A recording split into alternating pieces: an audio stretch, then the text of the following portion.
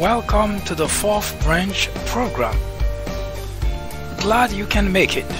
I am MD. This program is dedicated exclusively for those with common sense, a spirit of patriotism, and a determination for a more perfect union. Stay tuned as we begin the discussion of a very important, interesting, and enlightening topic. Hope to hear from you soon. Happy listening.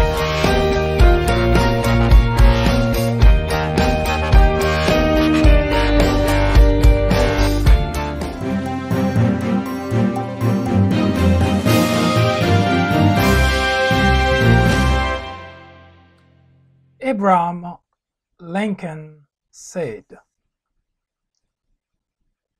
"You can fool all the people some of the time. Some of the people all of the time, but you cannot fool all the people all the time." Since January 20th, 2017, the Trump administration has been trading exclusively on lies and deception. Whether it is just a strategy for Trump to be elected as president of the United States and to keep him there, he, along with everybody around him, including, sadly, members of the legislative branch, have been in a campaign of deceiving the American people. It has become so bad that those who supported and voted for him now have the hardest time to differentiate between truth and lies. To keep millions of people in ignorance is very detrimental to the democracy in any country. Ignorance is the biggest threat to any democracy.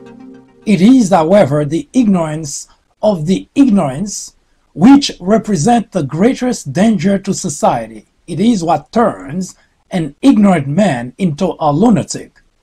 Thus lies the danger, the peril even of a man, a community, a state, a country, yes, even a society.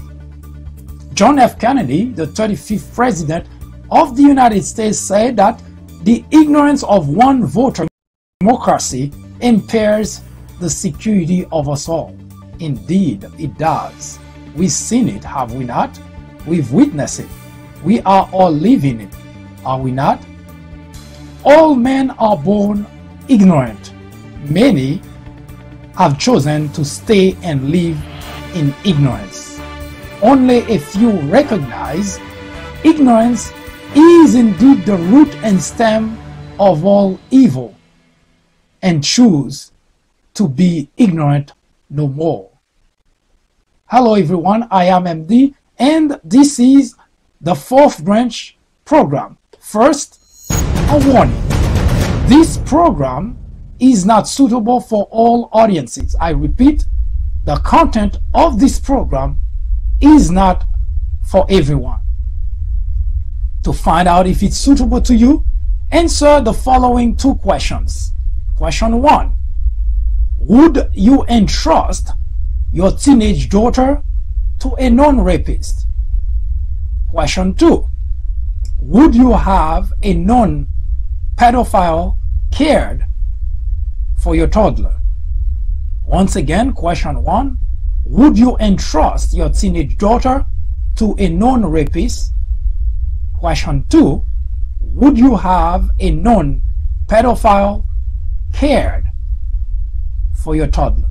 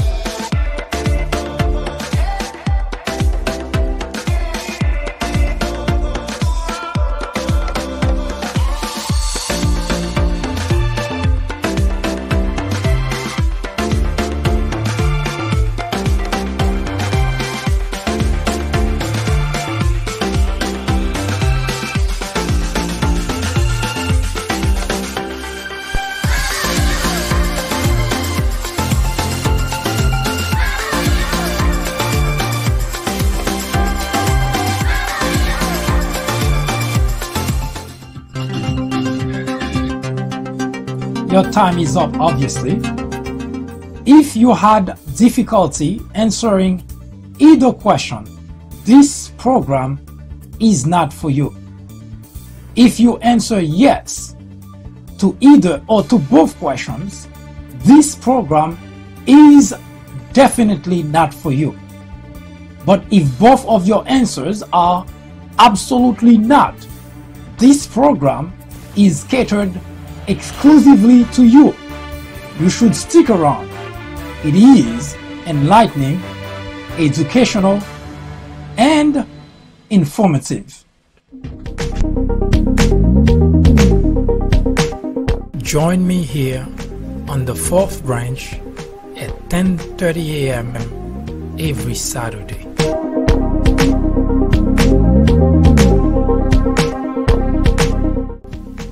And every weekday at 2 p.m.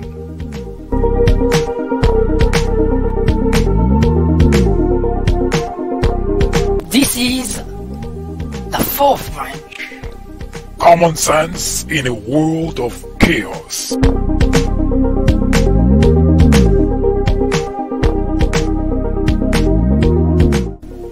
This program will resume in just a moment.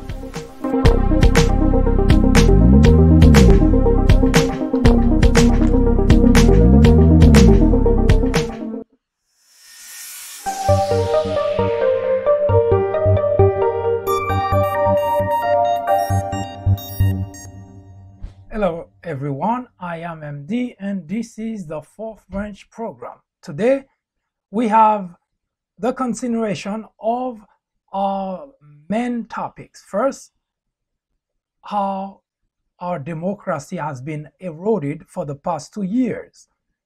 Thus, the headline, Democracy in America in Serious Jeopardy. And of course, the second topic, which is War on Blacks, which discusses race relations in America. And today, we will continue the conversation about slave trades. First, let's talk a little bit about how democracy in America has been eroded since January 20th, 2017. Now, I had the opportunity to have some conversation with a few individuals who are Trump supporters, and that put things in perspective for me. You see, since I began this series a couple of weeks ago, I have had a number of comments which seems to challenge my argument as to why I believe our democracy is in serious jeopardy. Now, if you have not been following this discussion, the discussion of this topic, one, I would like to encourage you to visit the People Branch YouTube channels where there are several video of a presentation on this topic, and of course, you'll find on other topics as well. But the gist of the argument I have been making is that our democracy has been under serious attack by the Trump administration. Now, for Trump supporters, it seems that there is one point of agreement with me that indeed our democracy has been under attack. But for the Trump supporters, they have a different idea as to what's causing that. It's being under attack by the quote unquote left wings, libtards, and the mainstream media.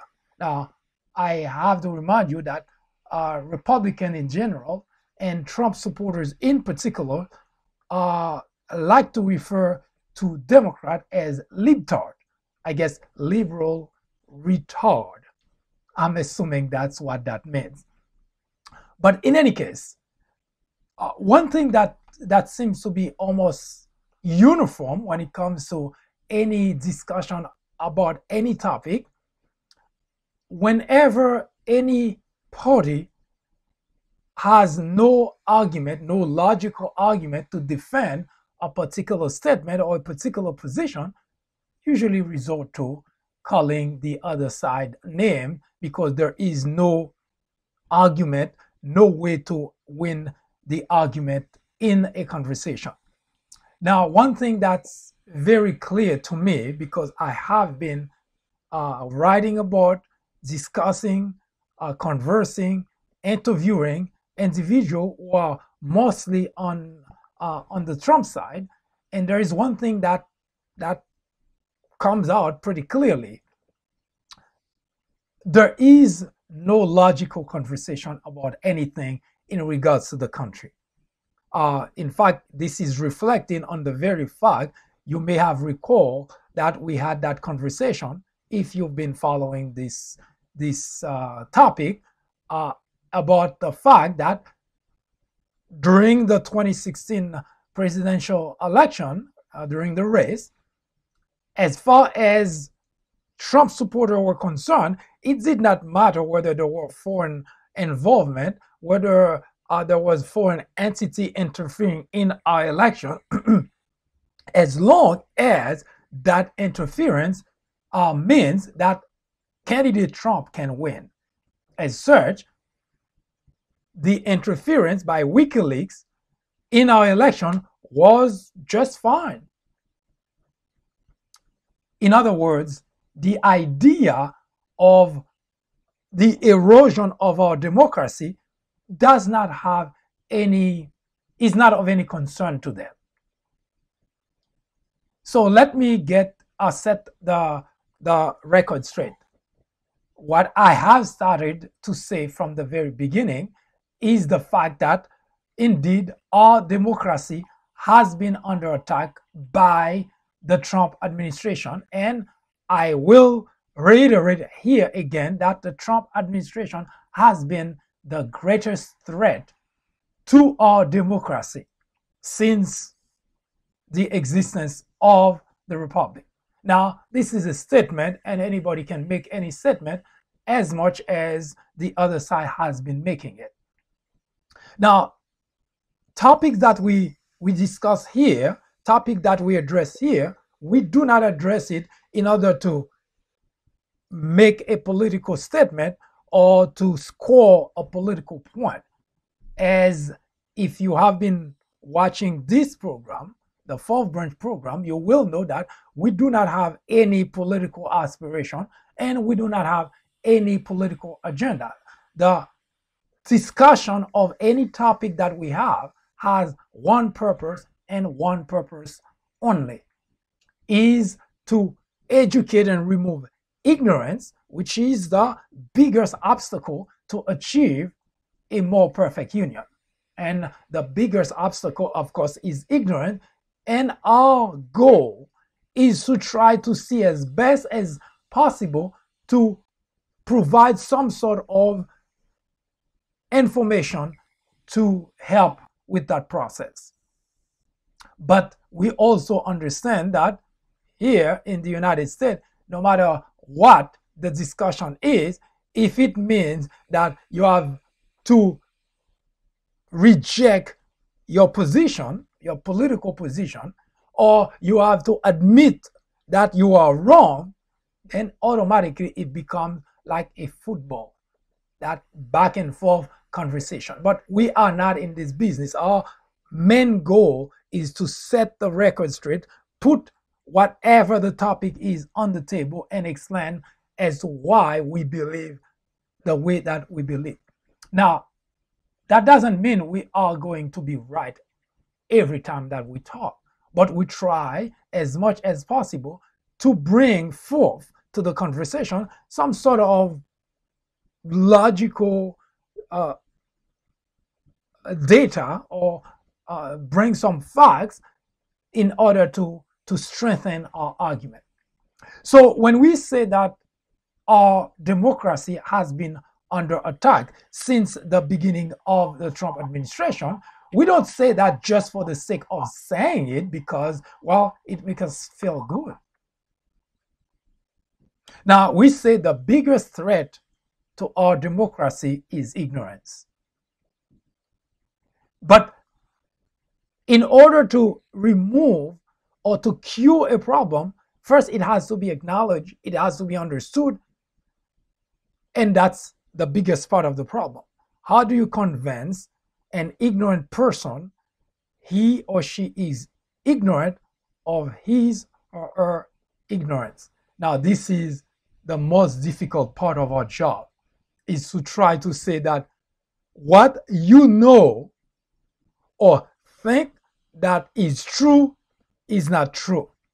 Now, if an individual is aware that he believes in something that's untrue and still decide to stay with that belief, there is really absolutely nothing whatsoever that anybody can do for that individual. Now, democracy is a very important aspect of our life here in the United States, without which the country would just be like any other dictatorship, any other authoritarian regime.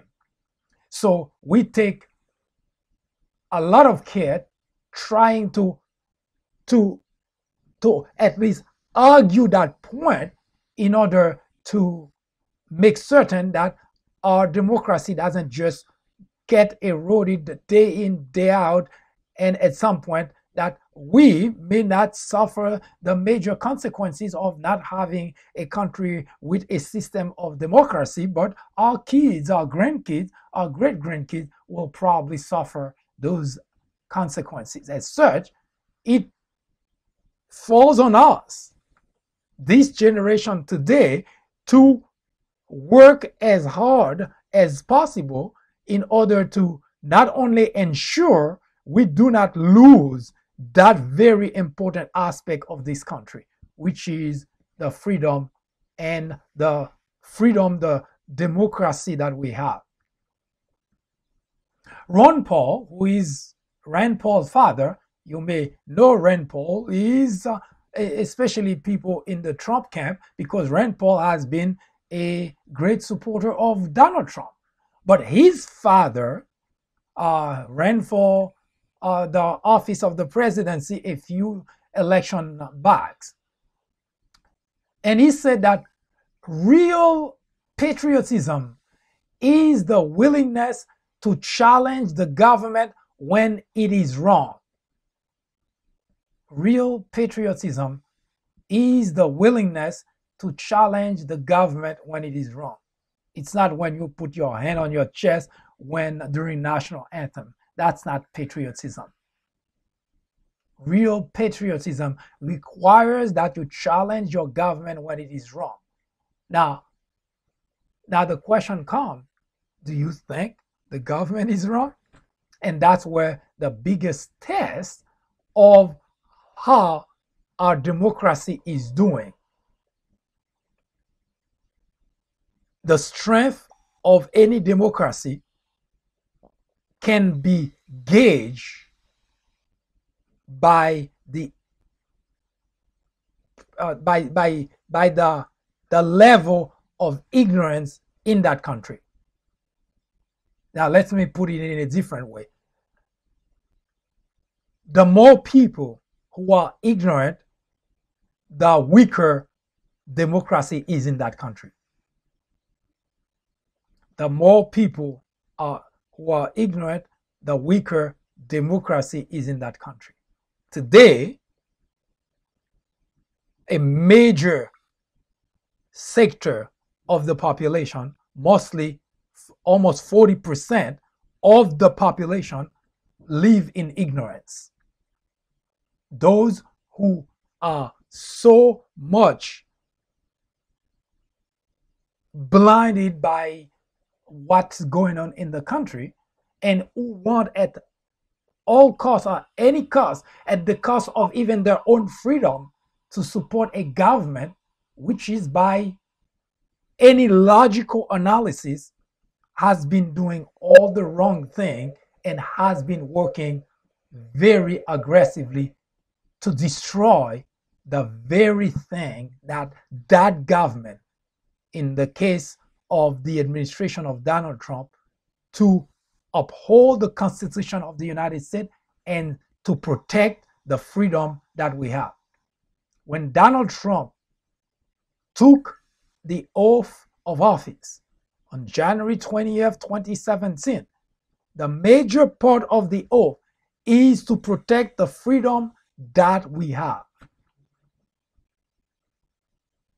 Now, our voices, we protest when something is wrong. We take to the street and protest against whatever the government does that we may not like. This is how our system of democracy works.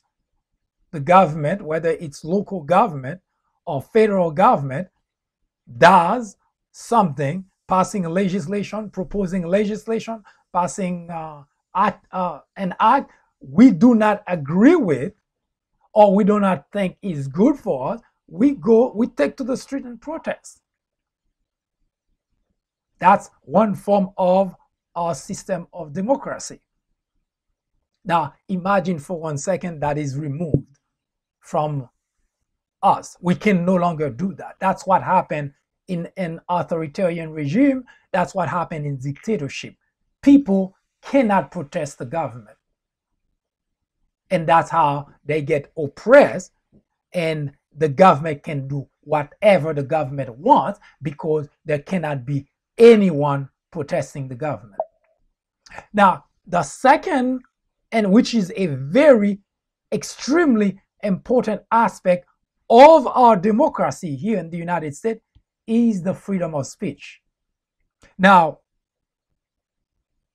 we can talk, but our voices are not necessarily heard because unless we're on the street protesting, that we can say whatever we want as long as we do not harm other individuals. Then this is how our system of democracy works, and we get to exercise that. But what really gives our voices the importance or the weight is journalism, because those are the people who, when they publish an article or they on a network, they say something that has a lot of weight because there are millions of people who consume, who watch, who read, and who actually understand what's going on, because we cannot be in Washington seeing what the government is doing. We cannot go behind the scene and investigate to see who is doing wrong to the country. So journalists represent our voices, our ears, our eyes to what's going on in the country, whether it's local government or federal government. Then journalists, we rely exclusively on journalists as to become our voices. Now, if there is no freedom of speech, then journalists cannot do anything for us because our voices will be muted. We rely exclusively on journalists to do this type of work. It's to the journalists that interview individual, that interview a public official, elected official, people that we put in office, we vote them in office, or people who are appointed by those we voted and elected to public office. Now, when those people, those elected official, appointed official, when they do something that's wrong, journalists let us know about it. That's what they do. They investigate and they present that to us. They report. And we, the public, we, the people, we decide what to do about it.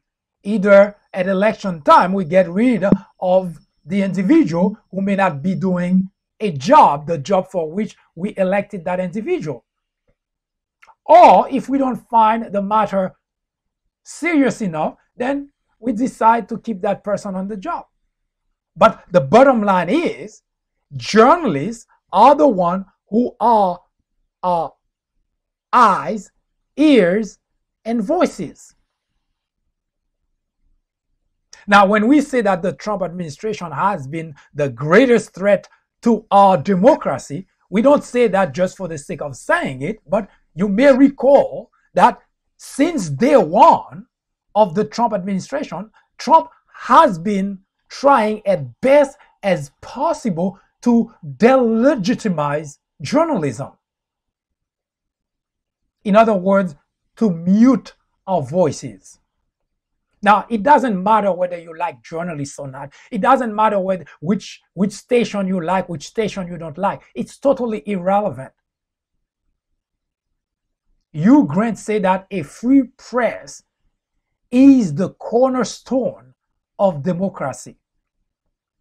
Do you know the reason dictatorship, authoritarian regime do not accept journalism? Do you know why? It's because journalists will call them out on what they're doing that's wrong. So for that reason, they suppress it. Now, here in the United States, Donald Trump has tried his best effort.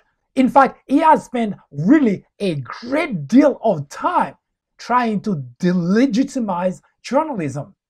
He has gone after various groups of journalists. CNN, MSNBC. The only group that seems to be doing what's right by Trump is Fox. And ironically, Fox is not a news organization. And that's probably why it's so appealing to Trump, because they just hand the microphone to Trump and he say whatever he wants. So to him, that is perfect. This is exactly what he wants. But that's not journalism.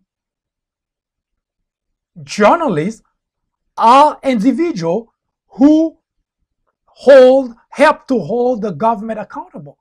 Fox doesn't do that. When the government does something that's wrong, journalists call the public elected official out. That's why Trump doesn't like any other network but Fox, because Fox, again, is not a news organization.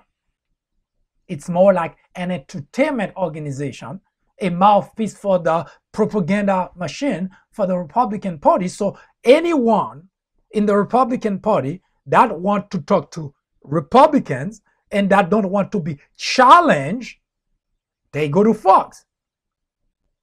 Because it's easy. They just say whatever is on their mind. Nobody's going to challenge them. So they ride at home. But this is not the role of journalism. Journalists not only investigate, but also challenges our elected official. And that's what makes democracy works. Walter Cronkite, who is the most revered journalist that has blessed the country with his journalism, of course, is no longer with us. He passed a long time ago. He says that journalism is what makes democracy work. Without journalism, there is no democracy. That's why dictatorship and authoritarian regime, they don't let those kind of things in their country, because Jamal Khashoggi just got killed, dismembered by Saudi Arabia. The princes ordered his murder. And the reason is because he was calling them on their corruption, on what they are doing in the country. That's bad. That's what authoritarian regime and dictatorship, that's how they behave. They don't want anyone to challenge them. And Donald Trump has been doing that since day one. He has stepped foot in the Oval Office. That's eroding our democracy. So when we say that Donald Trump has been the biggest threat to our democracy, this is not just a statement, a political statement. He has acted to erode our system of democracy. Coincidentally, that's exactly what Adolf Hitler did before he became that monster that the world knows of. So yes, the Donald Trump administration represents a grave danger to our democracy. Now, the irony of the whole thing is the people who support Donald Trump cannot see beyond Donald Trump and don't understand that Donald Trump is just a man. He's not the presidency of the United States. He's a president, just a man that's passing. And the erosion of our democracy will pay the price for supporting someone who is doing such great damage to our country. It is mind-boggling that you have a group of people who are ignorant enough to hand a knife, a blade, to someone to stab them. That's pretty much what it is. And there is no denying it, because someone who is doing harm to you and you just give the person green light to continue doing it, because the only explanation to it is ignorance.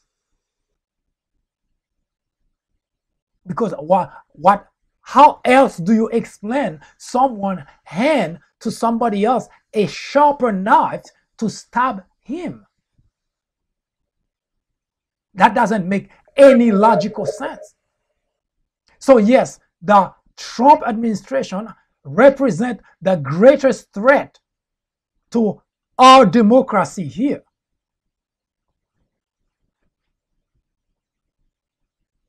Now, the framers of the Constitution anticipated somebody like Trump, but what they never anticipated, it looks like, is to have the legislative body, meaning Republican in Congress and in the Senate, to go along with a president that is destroying our democracy. That part, I don't think our framers anticipated that at all. That, in fact, they thought that by having three separate equal branches of the government, that would prevent that very problem from happening. And those are not just words. We even have now on record that Donald Trump did ask the Attorney General to find a way to jail journalists who do not write favorable things about him, who do not say favorable things about him, meaning find something to arrest and jail journalists.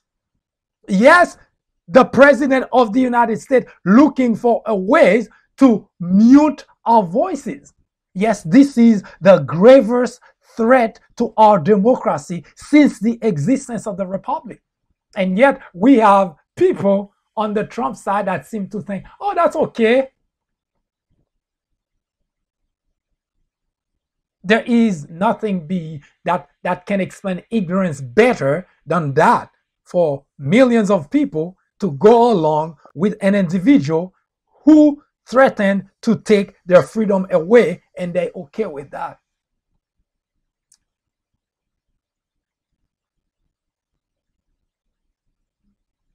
Conversation with Trump supporters is probably the biggest heartburn that I always have. Now I have a way of asking and know whether I should continue a conversation with anyone or not. The first question that I always ask, would you raise your children to be like Donald Trump? Now, if the person say yes, I walk away, because there is nothing that we can converse about anymore, because you said it all.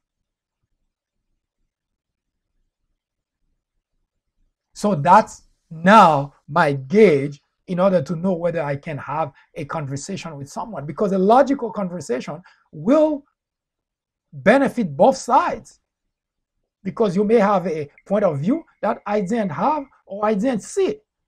But if you do not have a logical mind, what would be the point of the conversation with you? So I just walk away.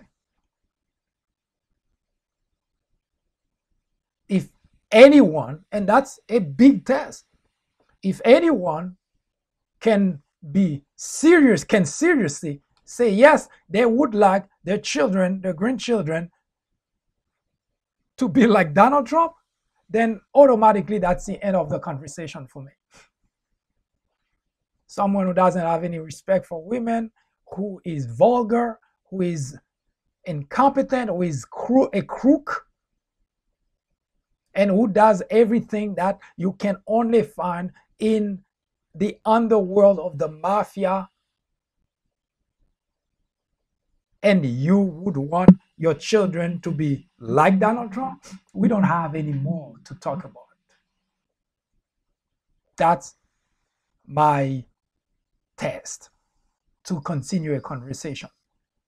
Because as I say, we can have a conversation where you educate me about things that I didn't know, and I educate you about things you didn't know. But if you're already at the level, at that low level in the logical spectrum, then I'm not going to get much from you to have a conversation. So I walk away. And it doesn't matter whether you have a PhD or not, because your level of intelligence is pretty low, would be pretty low for someone with a PhD, a college degree to begin with. So that's my cutoff. We'll be right back. Join me here on the 4th branch at 10:30 a.m. every Saturday.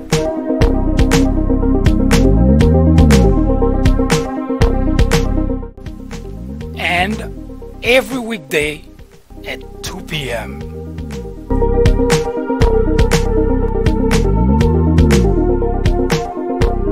This is the 4th branch. Common sense in a world of chaos.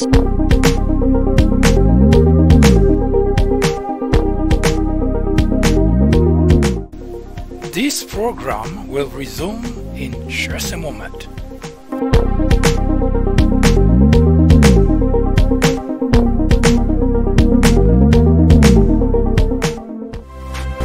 Hi, I am MD, host of the 4th Branch program. War on Blacks is a new topic added to the 4th Branch programming in order to discuss the intricacies, the complexities of race relations in America. The goal is threefold. 1. To bring attention to the various forms of prejudice, discriminations, and racism in the country. 2. To expose the undeniable presence of such in every aspect of life and every corner of our society. 3. to extricate us all from the ignorance, the indifference, or the complicity. The ultimate objective is to make the discussions of those issues, racism, prejudice, discrimination, a normal part of our lives. Then, and only then, will we, as a society, be able to eradicate the problem. Martin Luther King Jr. said, "Nothing in all the world is more dangerous than sincere ignorance and conscientious stupidity." Abraham Joshua Heschel exclaimed, "Racism is man's gravest threat to man, the maximum of hatred for the minimum of reason." Join me in the journey to restore equality. Or would you please get out of the way? Thank you.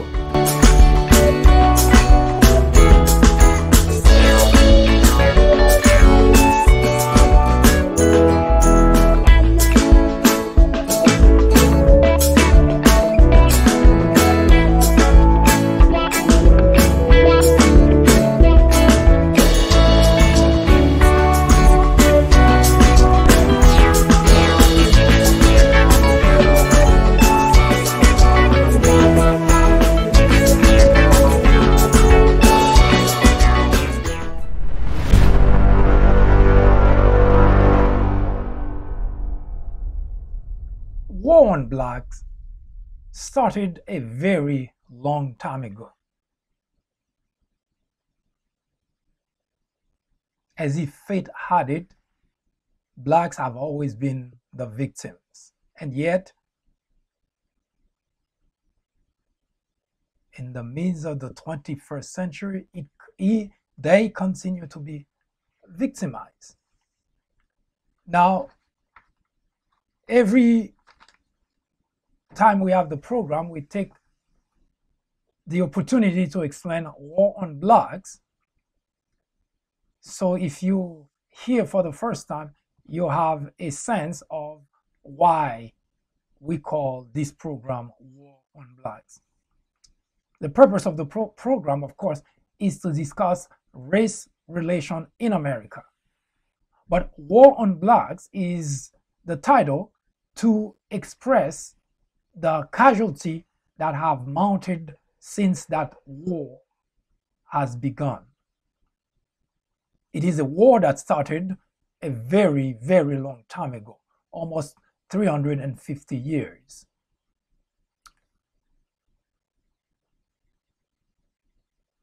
We have been talking about slave trades for the past few days, and today we will try to see if we can more or less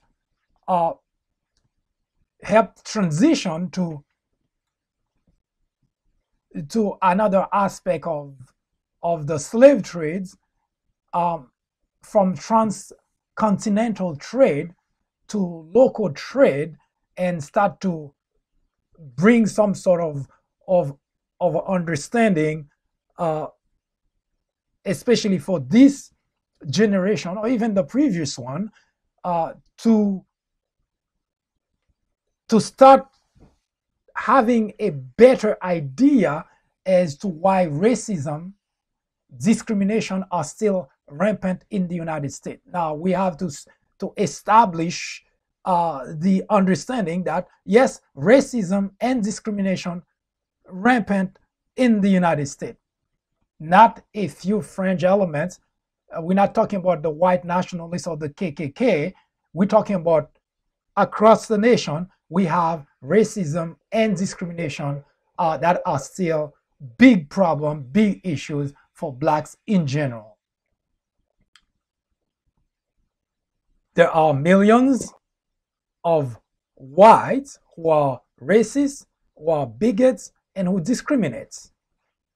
And there are millions of whites who are not racist, who do not discriminate. That's the biggest issue about discussion of race relation in America. In fact, I mentioned in the introduction of this program a couple of weeks ago that even during slavery, there were whites who did not sympathize, who did not side with the whites who saw slavery as okay. So the issue has always been there has always been this divide between a group of whites in the country who want to stay on the wrong side of history and a group that's always been helping making things better. So we know and understand this predicament in the United States. Slave trade is a good point to go back to more or less get a grasp on why racism and discrimination are still here, because the roots of that problem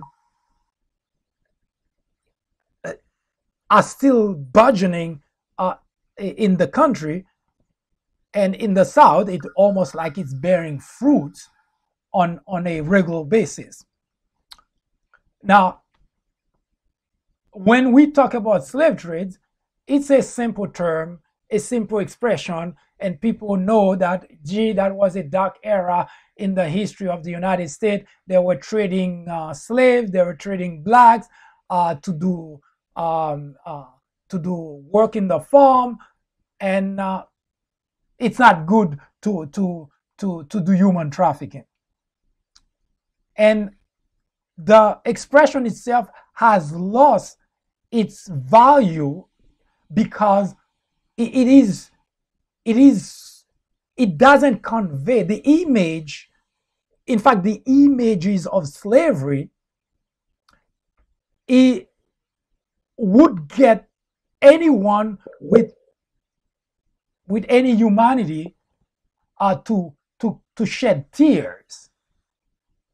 And yet, when we're talking about slave trades, it's like, just as if we're talking about the weather. Slave trade happened because at that time, it was free labor, so to speak. When I say free, cheap labor, because the white would buy slave, and that would be the end of the story. So there is no more money to pay, not like when you go to work and you get paid on a weekly basis. There was no such thing. So they buy a slave, a black individual, just like they would buy any other product, any merchandise. And once that merchandise is purchased, now the owner, slave owner, the master, slave master, would do whatever he or she wanted with that merchandise. And there was no one to give account to, because it's the property of the slave owner, the property of the slave master. Now, as bad as that sounds, it wasn't really, if we only stay there. Because today you have people who have made. There are certain countries that still have that kind of relationship between different social groups of people. So someone who has financial means may have. Today we even have businesses that contract individual to do household work, call them maid. They come, they do cleaning, they do bed, and they do whatever, and they get paid by the agency that sent them to your place. Well, in that time frame, maid, if you want to call those individuals who work in the household of those slave owners, did not get paid.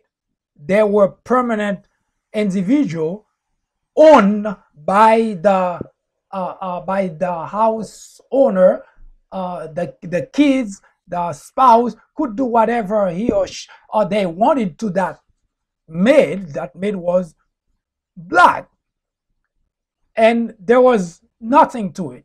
They could kick, do whatever they wanted to that individual. That individual didn't have any right whatsoever. In fact, to the point that even the slave master could rape that maid at any point in time, and the maid did not have any say over that. Now, throughout this time period, slavery was more like if you want to look at it from a financial perspective, white individual who had slaves, depending on how many slaves that individual had, it was a measure of financial status. For instance, someone who has 50 slaves would be considered of higher financial status than someone who only had 20. But regardless of whether it's 50, 20, or 5, slaves were subjected to the same type of treatment because they were owned by the slave owners, by the slave master. And if they part of a household, they were literally the slaves of everyone in the household. The spouse, the children. Although the slave job were to take care of the household, and yet they were slaves. They had no rights, no say over anything.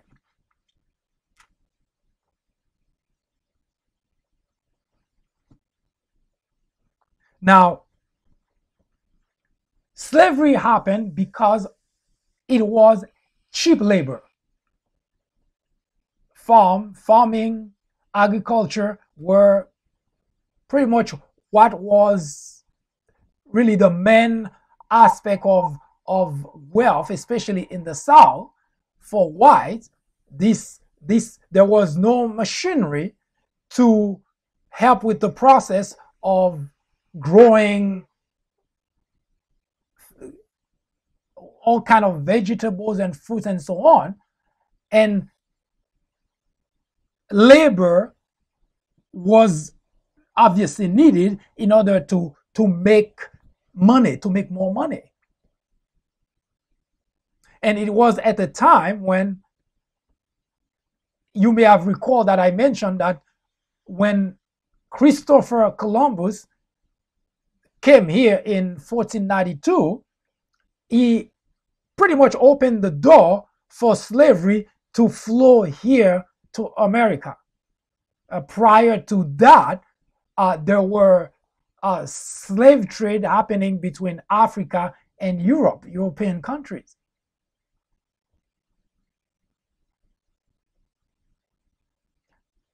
This first shipment of slaves here in America happened in 1619 in a British colony called Jamestown in Virginia, which is Jamestown, Virginia today.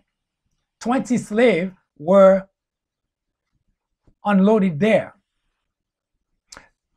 Now, I want you to follow closely as to a transition in order to understand racism and discrimination in the country. We have to understand that particular period of transition, which will start really making a huge divide in the way that information are processed, and why until today we're talking about racism and discrimination. Blacks in Africa did not bother anybody. they were living their life the way that the time period allowed them. They hunt for food. They call it game, where they go out there, find game, kill, and bring home and feed their family. Now, when European went to that part of the world, and considering that at home agriculture, farming was that thing, because that's what was more important at that time, that the technology, there was no, we were not yet at the industrialized period yet.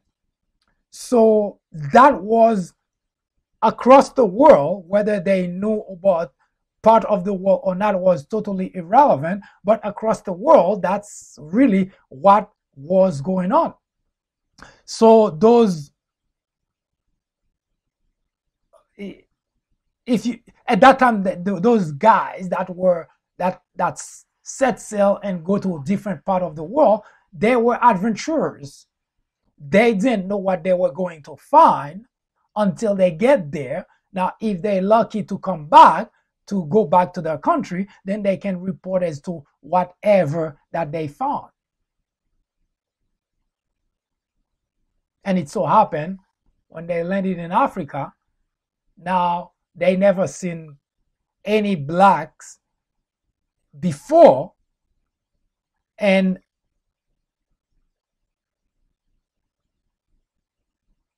since we're not here to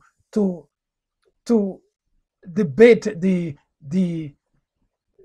history of how they process the information, but they saw blacks as an instrument, a tool that they could use in order to take care of their farm. And they had the upper hand because they had weapon, rifle. Now, at that time that we're talking about, it was easy for them to overpower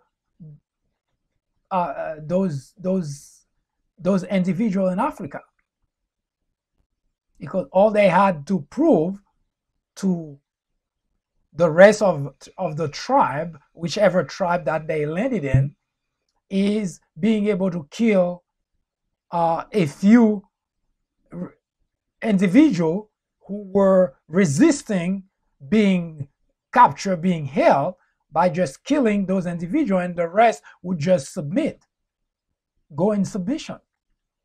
So they bring those people, capture them.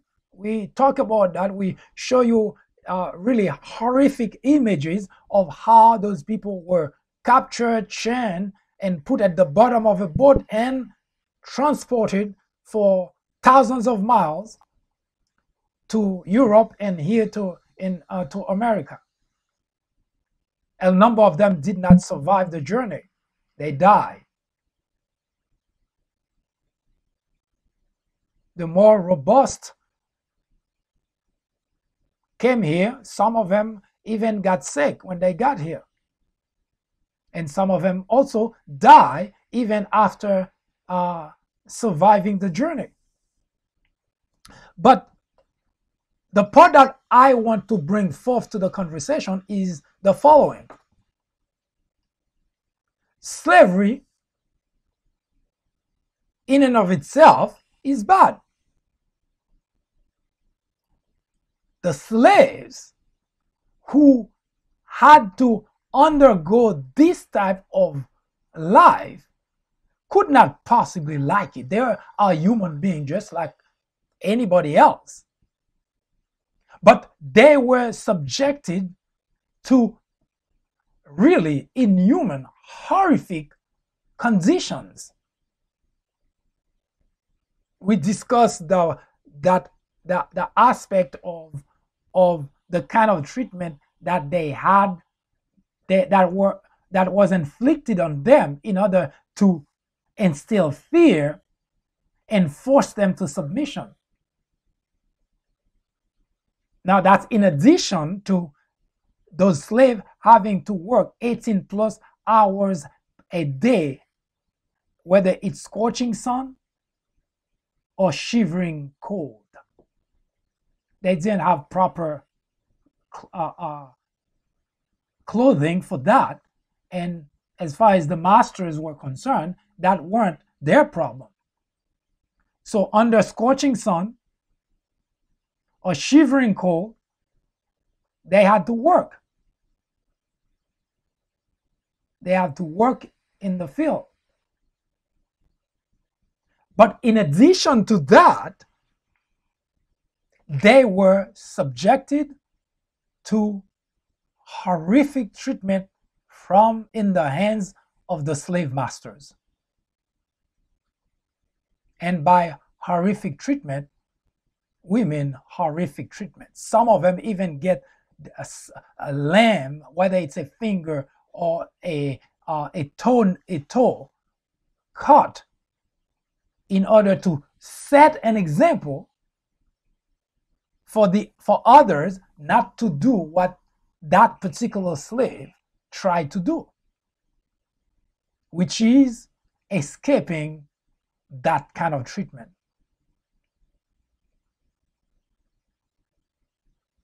Subjected to 18 plus hours a day in the field, under scorching sun, bugs, harsh winter, and not with proper clothing or proper to protect them, to protect their health. But hey, slave was cheap to buy, so if they don't make it, oh well, they get more.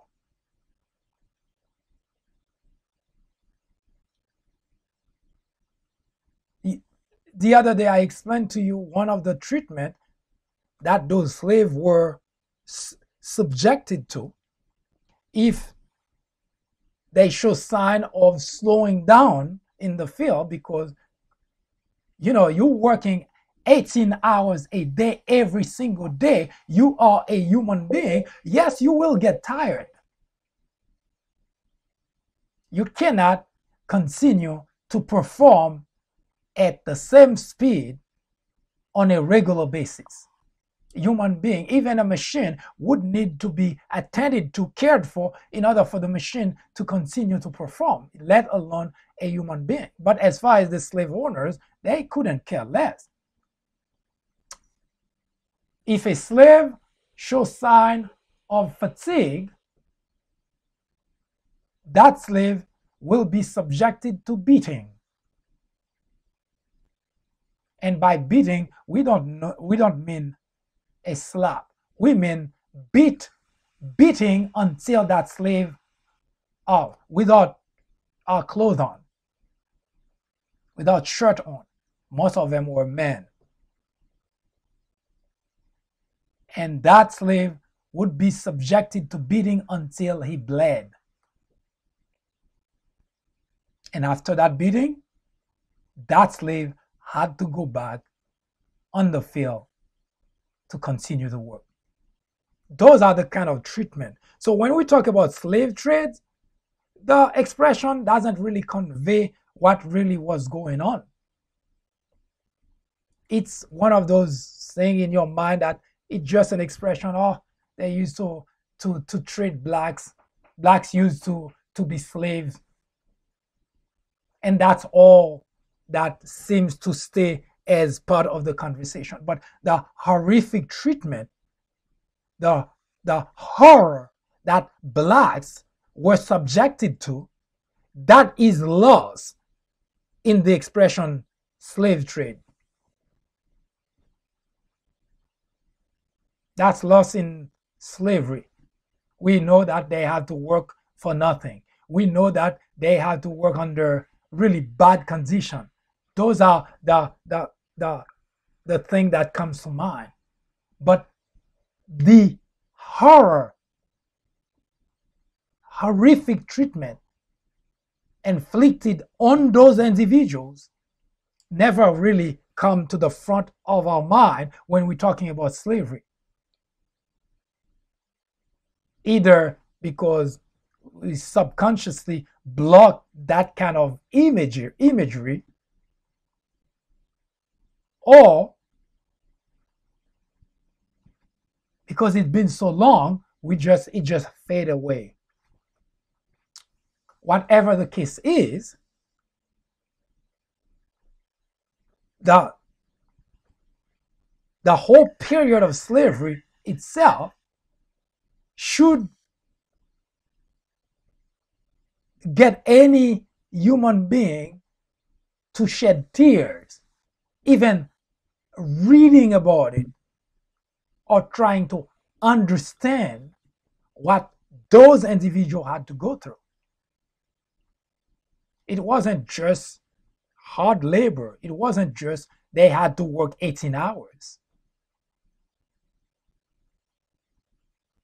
It wasn't just that they were considered inferior.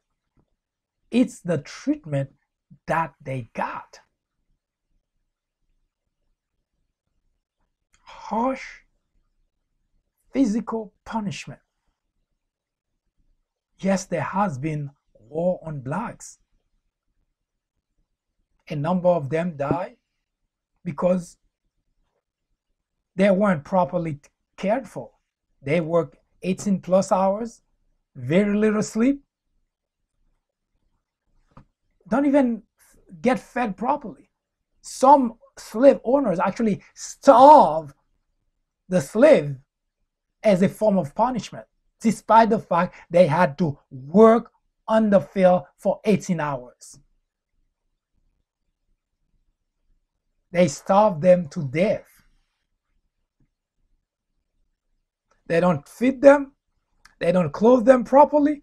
They beat them until they bled.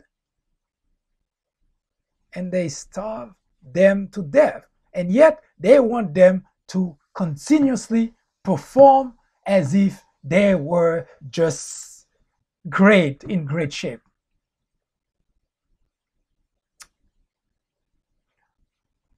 Remember I mentioned to you that this picture of your grandpa, your ancestor, I know it may not be grandpa, which was just around the corner, but your ancestor, maybe great grandpa who owned slaves, that picture they give you of your ancestor being good to slave, that picture is absolutely false.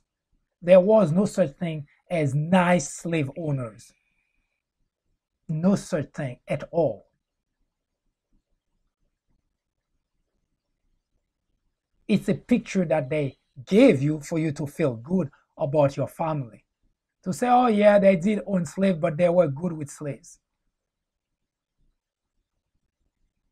There was no such thing of good slave owners, because they did to those black slaves very horrific things.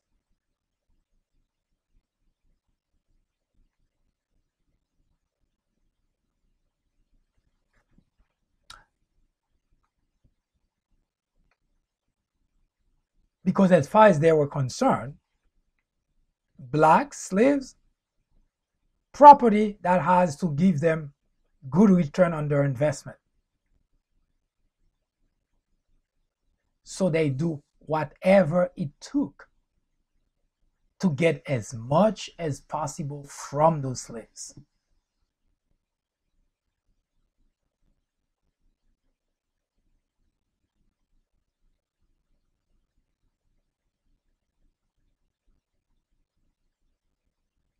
Do you see that as a nice ancestor, nice grandpa?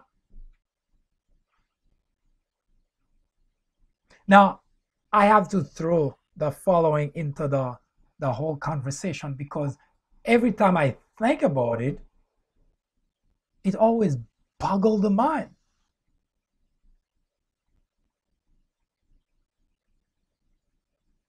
Those people thought they were Christian.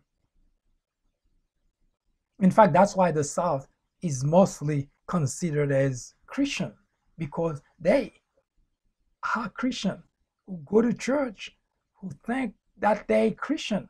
They go to church and pray God for giving them good life, for giving them put food on the table, for giving them the opportunity to buy clothes for the children, to have a nice house. But ironically, those same individual, Christian, did to those blacks, even the devil would cry as to the treatment that they inflict on those blacks. But hey, they were Christian. You know, your ancestors, those nice, that nice individual, great great great grandpa who owned slaves, but your family story passed from generation to generation and tell you, well, your great great great great grandpa was a slave owner, but he was nice to slave. Of course, you run with the story. I guarantee you it is 100% false. There was no nice slave owners. They did horrific things to slaves. Things that would make you cringe, things that would make you cry. Those are the people that consider themselves Christian, that go to church, that make a life for themselves, have nice dinner, everybody sit at the table, they laughing, they eating, they drinking, while the slave in the field, unfed, unclothed, beat to death. But those people are nice people. You see the problem? Whites, especially those who are racist, bigots, and discriminate, they're always the first to tell you that blacks are criminal, they're thieves, they're bad. Why? Because, well, you'll find out tomorrow, because when we talk about blacks, slave, rising up in rebellion, and you start to get an understanding as to why those whites harbor racism and discrimination in their hearts and would not let go. Now, I have to be careful about this, because I know you, maybe the generation prior, and even maybe great grandpa may not have anything to do with any of the horrific act inflicted on those blacks, on those black slaves, because obviously you weren't born yet, you weren't around. So, and it's sometimes understood why a number of whites quickly shrug off this whole thing, because they, first of all, it's of no concern to them, because they weren't there when slavery was around. In fact, their father wasn't, their grandfather wasn't, their great grandfather wasn't. So, hey, that's been so long. But unfortunately, they carry with them the vestiges of slavery, because they were instructed a certain way. They were raised a certain way. So while they weren't there to put it to you in perspective, to put it in perspective for you, your great-grandpa had property that he inherited from his father, great-great-great-grandpa, and so on down the line, and pass it down to grandpa, to father, and probably to you now. So has property, land, and so on. Great-great-grandpa. Now, on the other side of the coin, Joe, I'll use the name Joe. Joe is black. His great-great-grandpa was a slave. And as a slave, he had absolutely nothing. Everything, he couldn't work for something because he was a slave. So he gave everything that he has, his strength, his life, everything. And when slavery was abolished, he had nothing. But your great-great-grandpa had everything, land, property, and so on. Now, you're looking at Joe, great-great-grandson, who is still struggling financially, and you're looking at yourself and you feel like, we're in the same generation. Then why can't he do any better than I? Well, because your family is responsible for his circumstance. And when we talk about tomorrow about rebellion, you will start to get an understanding as to why racism and discrimination continue to be a lingering problem here in the United States of America. And I want to make the connection for you so you understand that you, Generation X, is, as a white individual, is doing better than Joe, Generation X, as a black individual, and to understand why that is. Not because Joe, who is black, decided to be that way or was doing something wrong, but rather because you of generation, we're going to call you white X generation and black X generation, so that we can drive the parallel and see how much you're responsible for black predicament. So yes, you weren't there, but you, as a white individual coming from a lineage of ancestors who own blacks, and directly responsible for blacks' predicament today.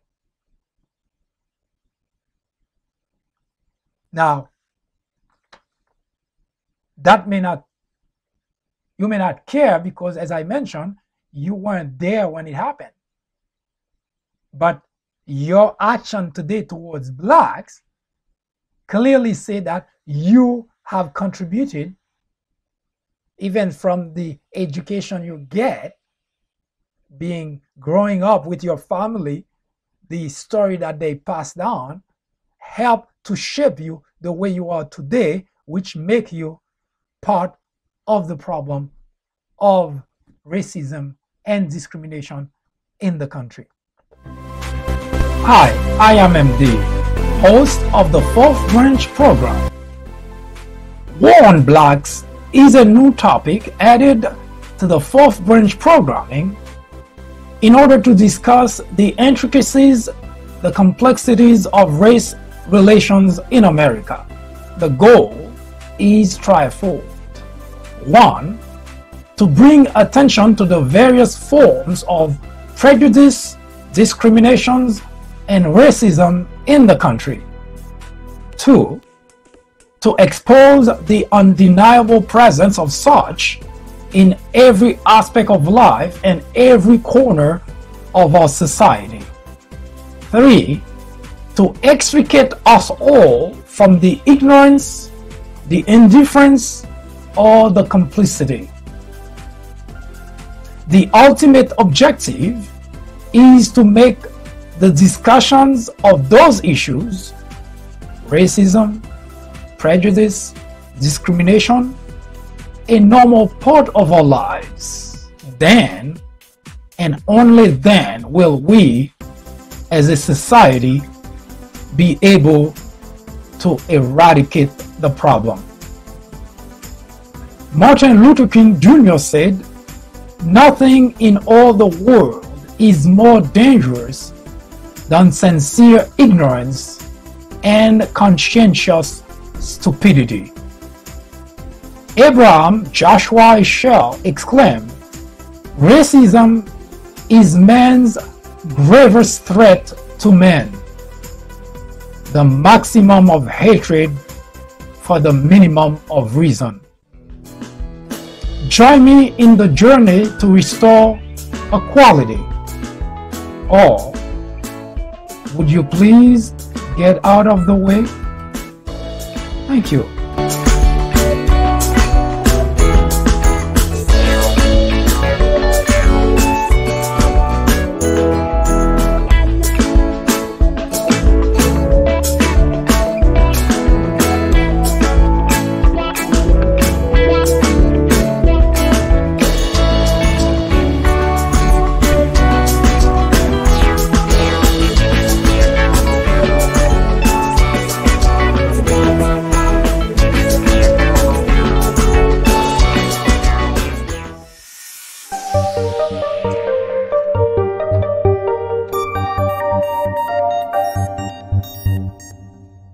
Well, I do thank you to have taken some time to spend with me in the discussion of this very important topic.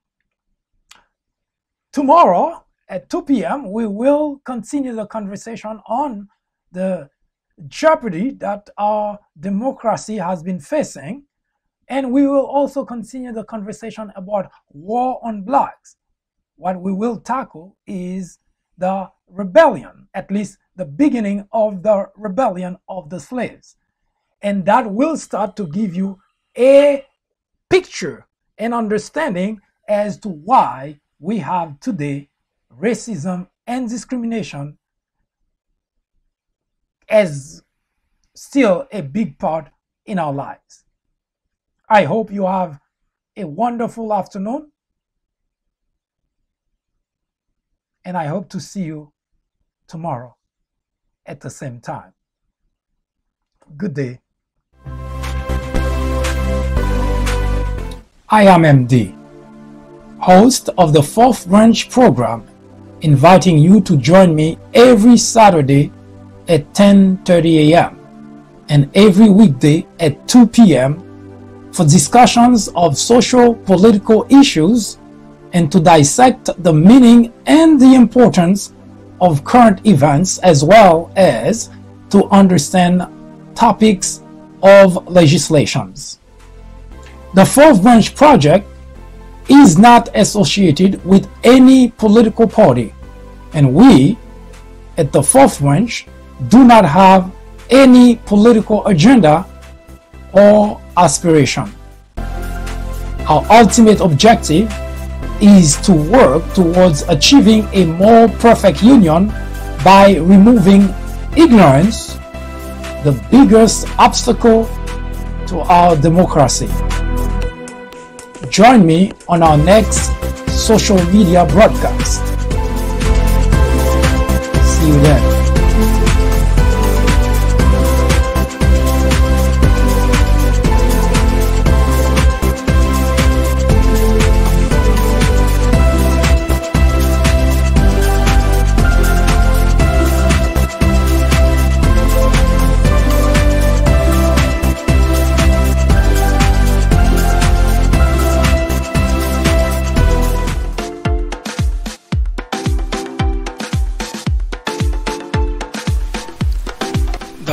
Fourth Branch Podcast is brought to you in collaboration with the People Branch publication, which can be found on the People Branch website, located at peoplebranch.org. That's peoplebranch.org. That's peoplebranch.org website, in which you will find a number of very interesting articles.